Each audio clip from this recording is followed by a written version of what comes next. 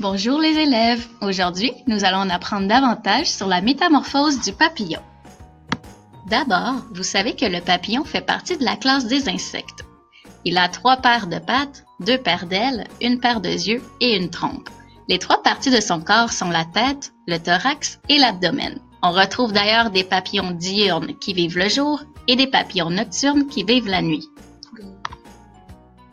Vous êtes-vous déjà demandé comment les papillons devenaient d'aussi belles créatures? Nous allons répondre à cette question dans les prochaines minutes. Soyez attentifs!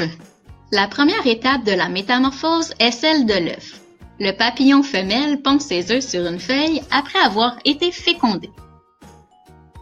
La deuxième étape de la métamorphose est l'éclosion. La larve, c'est-à-dire la chenille qui n'est pas encore arrivée à maturation, sort de l'œuf.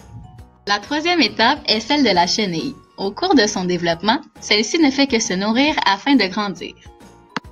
La quatrième étape est la formation de la chrysalide. Une fois que la chenille a atteint sa taille maximale, elle se suspend à une branche, une feuille ou une autre surface grâce à la soie qu'elle fabrique. L'enveloppe qui commence à l'entourer est la chrysalide.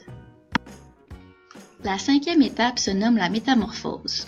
Dans la chrysalide, la chenille poursuit et termine sa transformation en un papillon.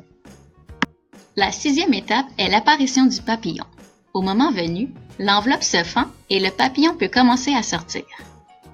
La septième étape est la préparation du vol. Ici, le papillon doit faire sécher ses ailes afin de pouvoir voler. De plus, il en profite pour faire le plein d'énergie.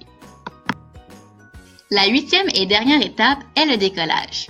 Après ce long et fastidieux processus, c'est enfin le moment pour le papillon de s'envoler. Vous savez maintenant que le papillon doit passer par 8 étapes de développement avant d'atteindre sa pleine maturité. La durée totale peut varier selon plusieurs facteurs tels que le climat, le type et l'espèce de papillon. Saviez-vous qu'il y a plus de 2500 espèces de papillons au Québec? Alors, gardez bien les yeux ouverts! Cette capsule d'enseignement a été réalisée dans le cadre du cours PPA 3111 à l'automne 2017 à l'Université de Montréal par Audrey Allard et Séverine Soucy.